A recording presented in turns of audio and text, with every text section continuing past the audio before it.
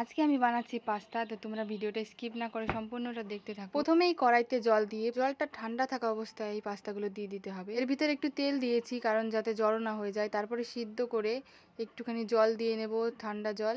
তারপরে কড়াইতে তেল দিয়ে আলু ভেজে নিচ্ছি, আলু দেবো এর ভিতরে। আলু ভাজা হয়ে গেছে, এখন তুলে নিচ্ছি। তো আমরা এখানে আর তেল দেবো না, এই তেলের ভেতরেই রান্না হবে আবার। তারপরে এর ভিতরে দিয়ে দিলাম পেঁয়াজ লঙ্কা, পেঁয়াজ লঙ্কা একটু ভেজে নেব। ভেজে নিয়ে এর ভিতরে দিয়ে দেবো হলুদ, দিয়ে দেবো লবণ।